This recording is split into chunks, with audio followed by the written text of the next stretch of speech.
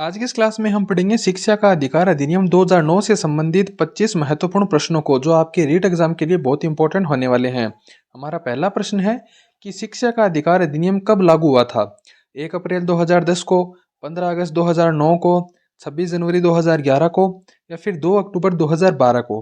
तो शिक्षा का जो अधिकार है RTE राइट टू एजुकेशन जो है वो 1 अप्रैल 2010 को है वो लागू किया गया था। ठीक है, ये अधिनियम 1 अप्रैल 2010 को लागू किया गया था।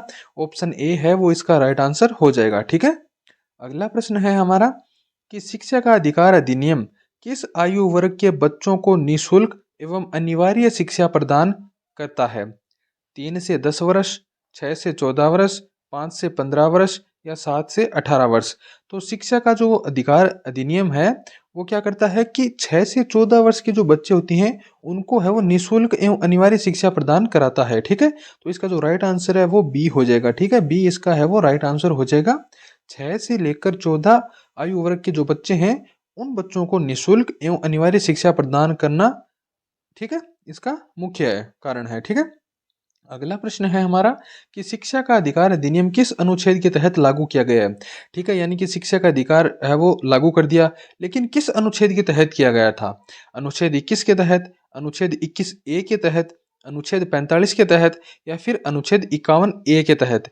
तो ये जो शिक्षा का जो अधिकार है वो अनुच्छेद 21A के तहत है वो लागू किया गया था। ठीक है, 21A अनुच्छेद है जो है उसके तहत है वो शिक्षा का अधिकार अधिनियम है वो कानून बनाया गया है। ऑप्शन बी जो है वो इसका राइट आंसर हो जाएगा। ठीक है, अगला प्रश्न है हमारा कि भारत में शिक्षा का अधिकार अधिनियम किस प्रकार की शिक्षा की गारंटी देता है। यानी जो हमने जो शिक्षा भारत में जो शिक्षा का अधिकार बनाया गया है, अधिनियम बनाया गया है, कानून बनाया गया है, वो कानून किस प्रकार की शिक्षा की गारंटी देता है। उच्च शिक्षा की, माध्यमिक शिक्षा की, प्राथमिक एवं उच्च प्राथमिक शिक्षा की या फिर व्यावसायिक शिक्षा की। तो जो हमारा जो शिक्षा का अधिकार अधिनियम है ना, वो प्राथमिक और उच्च प्राथमिक शिक्षा की है वो गारंटी देता है। इसके अंदर क्या होता है कि प्राथमिक और उच्च प्राथमिक शिक्षा है वो कराई जाती है। ठीक है, इस अधिनियम के तहत। ठीक है, अगला प्रश्न है हमारा कि RTE यानी राइट टू एजुकेशन, ठीक है, अधिनियम के तहत निजी स्कूलों को कितने प्रतिशत सीटें वंचित वर्ग के बच्चों के लिए आरक्षित करनी होती हैं। यानी जो निजी स्कूल होते हैं, जो प्राइवेट स्कूल होते हैं, उनको जो कितनी प्रतिशत सीटें हैं वो वंचित वर्ग होते हैं उनके लिए आरक्षित करनी होती हैं। 15%, 20%, 25% या फिर 30%। तो क्या होता है कि जो निजी स्कूल होते हैं, जो प्राइवेट स्कूल होते हैं, उनको 25% सीटें जो है वो वंचित वर्ग के लिए आरक्षित करनी होती हैं। ठीक है, तो ऑप्शन सी जो है वो इसका राइट आंसर हो जाएगा। 25% सीटें हैं वो इनको आरक्षित करनी होती है वंचित वर्ग के लिए, प्राइवेट स्कूलों को। ठीक है, RTE नियम के तहत। ठीक है, अगला प्रश्न है हमारा कि शिक्षा का अधिकार अधिनियम 2009 के अनुसार स्कूलों में शिक्षक छात्र अनुपात क्या होना चाहिए। यानी जो स्कूलों में जो कितने शिक्षक होने चाहिए, कितने छात्र पर कितने शिक्षक होने चाहिए, इनका अनुपात क्या होना चाहिए। ठीक है, किसके आधार पर, शिक्षा का अधिकार अधिनियम 2009 RTE 2009 के अनुसार 1:30, यानी 30 बच्चों पर एक शिक्षक होना चाहिए, या फिर 35 बच्चों पर एक शिक्षक होना चाहिए, 40 बच्चों पर एक शिक्षक होना चाहिए या फिर 50 बच्चों पर एक शिक्षक होना चाहिए। तो इसका जो राइट आंसर है वो हो जाएगा 1:30, यानी कि विद्यालय के अंदर 30 बच्चों पर एक शिक्षक होना अनिवार्य है। ठीक है, तो 1:30 यानी एक शिक्षक और 30 बच्चे। ठीक है, तो ये RTE 2009 के अनुसार ये अनुपात होना चाहिए विद्यालय के अंदर। ठीक है, अगला प्रश्न है हमारा कि इस अधिनियम के तहत कौन से प्रकार के स्कूलों को सरकार द्वारा मान्यता प्राप्त करना अनिवार्य है। सरकारी स्कूलों को, निजी स्कूलों को, सहायता प्राप्त और गैर सहायता प्राप्त स्कूलों को या फिर उपरोक्त सभी को।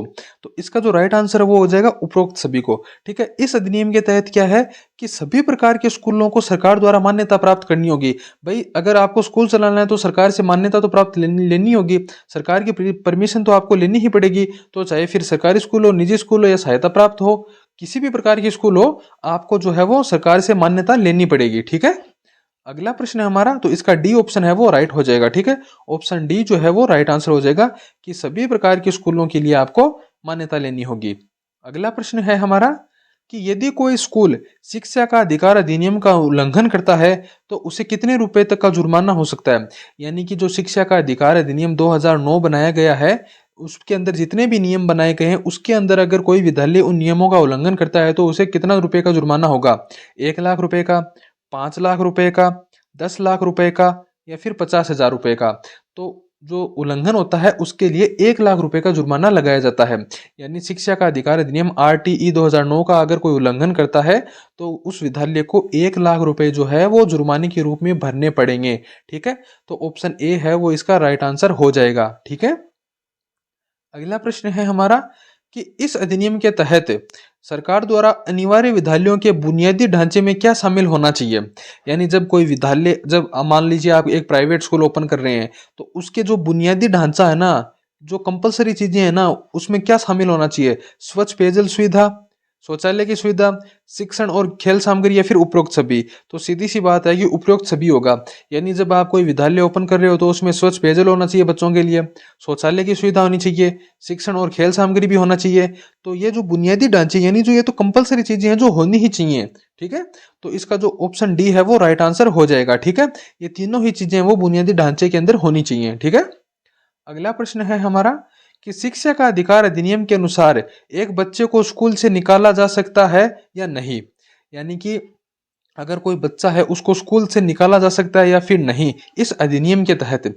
हाँ, नहीं, केवल अनुशासनहीनता की स्थिति में या फिर केवल माता पिता की सहमति से।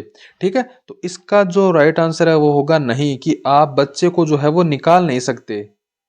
ऐसा नहीं है कि आपने बीच में, अगर कोई बच्चा मान लीजिए कि 8वीं कक्षा में पढ़ रहा है और आपने उसको बीच में से ही निकाल दिया विद्यालय से, ऐसा नहीं हो सकता है। ठीक है, इस अधिनियम आरटीई 2009 के अनुसार है वो आप बच्चे को स्कूल से है वो नहीं निकाल सकते हैं। ठीक है, तो ऑप्शन बी जो है वो इसका राइट आंसर हो जाएगा। ठीक है, अगला प्रश्न है हमारा कि शिक्षा का अधिकार अधिनियम को प्रभावी करने के लिए कौन सी संस्था निगरानी रखती है। यानी ये जो, ठीक है, ये नियम बना दिया, ये कानून बना दिया, अब इस कानून को प्रभावी करने के लिए, इसको बनाए रखने के लिए एक संस्था है जो इस पे निगरानी रखती है कि कोई इसका उल्लंघन तो नहीं कर रहा है। तो कौन सी संस्था है। राष्ट्रीय शैक्षिक अनुसंधान एवं प्रशिक्षण परिषद एनसीईआरटी, राज्य शिक्षा बोर्ड, राष्ट्रीय बाल अधिकार संरक्षण आयोग एनसीपीसीआर, या केंद्रीय माध्यमिक शिक्षा बोर्ड सीबीएसई। तो इसका जो राइट आंसर है वो हो जाएगा एनसीपीसीआर, राष्ट्रीय बाल अधिकार संरक्षण आयोग। जो बाल अधिकार संरक्षण यानी बच्चों का जो अधिकार है उसका जो संरक्षण करता है आयोग एनसीपीसीआर, वो इस को निगरानी रखता है। ठीक है, इस अधिनियम को प्रभावी बनाए रखने के लिए इस पर निगरानी रखता है, इस अधिनियम को बनाए रखता है, इस कानून को बनाए रखने में सहायता करता है। ठीक है, अगला प्रश्न है हमारा कि आरटीई अधिनियम के तहत कितनी कक्षाओं के लिए मुफ्त शिक्षा अनिवार्य है। ठीक है, यानी जो मुफ्त शिक्षा है वो कितनी कक्षाओं तक है। 1 से 5 तक, 1 से 8 तक, 6 से 10 तक, या फिर 1 से 12 तक। तो क्या होता है कि आरटीई 2009 के अनुसार जो है वो क्या है कि 1 से 8 तक जो है वो कक्षाओं की जो शिक्षा है वो मुफ्त शिक्षा है। ठीक है, ऑप्शन बी जो है वो इसका राइट आंसर हो जाएगा। कक्षा 1 से लेकर 8 तक जो है आपको मुफ्त शिक्षा मिलेगी। ठीक है, इस अधिनियम के तहत। ठीक है, अगला प्रश्न है हमारा कि आरटीई अधिनियम के तहत शिक्षकों के लिए न्यूनतम योग्यता तय करने का अधिकार किसे है। राज्य सरकार को, राष्ट्रीय अध्यापक शिक्षा परिषद एनसीटीई को, मानव संसाधन विकास मंत्रालय को, या फिर सुप्रीम कोर्ट को। तो क्या है कि आरटी के तहत शिक्षकों के लिए न्यूनतम योग्यता कौन तय करेगा कि भाई हाँ ये शिक्षक जो है वो अवेलेबल है, मतलब एलिजिबल है। ठीक है, तो ये करेगा, कौन करेगा, राष्ट्रीय अध्यापक शिक्षा परिषद है वो तय करेगा कि हाँ भाई ये जो शिक्षक है वो इसकी योग्यता पूर्ण है। ठीक है, यह पढ़ाने के लिए लायक है। ठीक है, तो ये करेगा राष्ट्रीय अध्यापक शिक्षा परिषद। ठीक है, अगला प्रश्न है हमारा कि किस अनुच्छेद के तहत शिक्षा मौलिक अधिकार बना।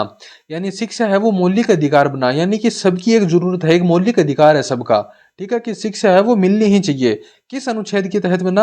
अनुच्छेद 14, अनुच्छेद 19, 21A या फिर 45। तो इसका जो राइट आंसर है वो हो जाएगा अनुच्छेद 21A। ठीक है, आरटीई का जो नियम है 2009 वो भी किसके तहत बना था, वो भी 21A के तहत बना था। और शिक्षा मौलिक अधिकार भी जो है वो, यानी शिक्षा का जो अधिकार है वो 21A के तहत बना है। ठीक है, अनुच्छेद 21A, सी ऑप्शन है इसका राइट आंसर हो जाएगा।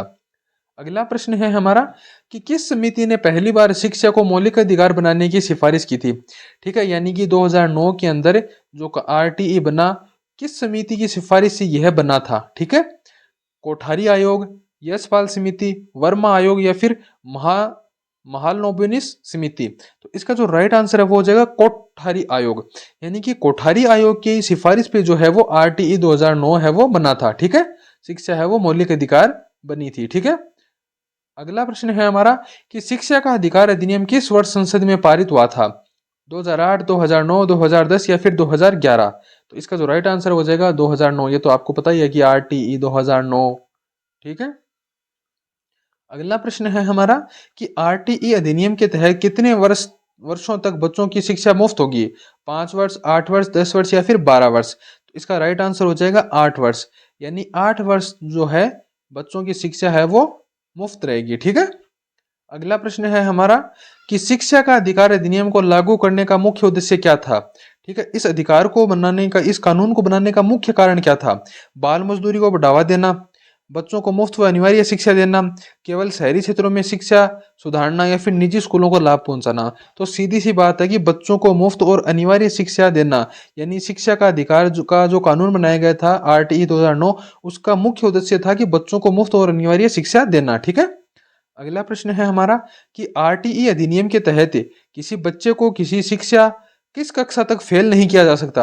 यानी कि आपको पास करना होगा बच्चे को, कौन सी कक्षा तक है वो आप फेल नहीं कर सकते? 3 तक, कक्षा 5 तक, कक्षा 8 तक या फिर कक्षा 10 तक? तो इसका जो राइट आंसर है वो हो जाएगा कक्षा 8 तक, यानी 8वीं तक है वो आप बच्चे को फेल नहीं कर सकते हो। ठीक है। कक्षा 8 तक है वो आप बच्चे को फेल नहीं कर सकते हो। अगला प्रश्न है हमारा कि शिक्षा का अधिकार अधिनियम के तहत माता पिता की क्या भूमिका है? बच्चों को स्कूल भेजना अनिवार्य है, केवल परीक्षा के समय मदद करना, सिर्फ स्कूल फीस भरनी होगी, इसमें माता पिता की कोई भूमिका नहीं होती? तो इसका जो राइट आंसर है वो होगा कि बच्चों को स्कूल भेजना अनिवार्य है, यानी कि आपको बच्चों को है वो स्कूल भेजना होगा। ऑप्शन ए इसका राइट आंसर हो जाएगा। ठीक है। अगला प्रश्न है हमारा कि शिक्षा का अधिकार अधिनियम मुख्य रूप से किसके अधिकारों की रक्षा करता है? शिक्षकों की, स्कूलों के 6 से 14 वर्ष के बच्चों की या फिर विश्वविद्यालयों की? तो इजी सी बात है कि बच्चों के लिए बनाए गए हैं शिक्षा का अधिकार, तो 6 से 14 वर्ष के जो बच्चे होंगे उनके अधिकारों की रक्षा करता है। कौन करता है? RTE 2009, right to education 2009। ठीक है। ऑप्शन सी इसका राइट आंसर हो जाएगा। अगला प्रश्न है हमारा कि इस अधिनियम का उल्लंघन करने वाले स्कूल को कौन सी कार्रवाई का सामना करना पड़ता है? अभी हमने पढ़ा कि 1 लाख का जुर्माना देना पड़ता है, लेकिन कौन सी कार्रवाई का इसके अलावा और कौन सी कार्यवाही का सामना करना पड़ सकता है? मान्यता रद्द हो सकती है, भारी जुर्माना लग सकता है, सरकारी सहायता बंद हो सकती है या फिर उपरोक्त सभी? तो ये सभी जो है वो हो जाएंगे। ऑप्शन डी है वो इसका राइट आंसर हो जाएगा। ठीक है। अगर आरटीई 2009 का उल्लंघन करती है कोई स्कूल तो मान्यता भी रद्द हो सकती है, भारी जुर्माना 1 लाख रुपए तो लगता ही लगता है। ठीक है। सरकारी सहायता भी बंद हो सकती है। तो ये सभी चीजें जो है वो हो सकती हैं अगर आप आरटीई का उल्लंघन कर रहे हो तो। ठीक है। ऑप्शन डी इसका राइट आंसर हो जाएगा। अगला प्रश्न है हमारा कि शिक्षा का अधिकार अधिनियम लागू करने वाली मुख्य एजेंसी कौन है? ठीक है। यह अधिकार लागू किसने किया, किस एजेंसी ने किया? राज्य सरकार ने, केंद्र सरकार ने, नगर पालिका ने या फिर निजी संस्थान ने? तो इसका जो राइट आंसर हो जाएगा राज्य सरकार ने, यानी आरटीई 2009 जो है वो राज्य सरकार ने अधिनियम है वो लागू किया था। ठीक है। अगला प्रश्न है हमारा कि आरटीई अधिनियम किस प्रकार की शिक्षा पर लागू होता है? व्यवसायिक, माध्यमिक, प्राथमिक और उच्च प्राथमिक या सभी स्तरों की शिक्षा? तो हमने ये क्वेश्चन पहले भी आ चुका है कि प्राथमिक और उच्च माध्यमिक प्राथमिक शिक्षा के लिए आरटी अधिनियम है वो लागू किया गया है। ठीक है। अगला प्रश्न है हमारा कि शिक्षा का अधिकार अधिनियम किस अनुच्छेद के तहत संवैधानिक संशोधन से जोड़ा गया था? 42वां, 86वां, 73वां या फिर 97वां? तो इसका जो राइट आंसर हो जाएगा वो हो जाएगा 86, यानी 86वां जो संविधान संशोधन था। ठीक है। उसके तहत है वो अधिनियम को अनुच्छेद में जोड़ा गया, संशोधन किया गया था। ठीक है। तो ये थी हमारी आज की क्लास। मिलते हैं नेक्स्ट वीडियो में।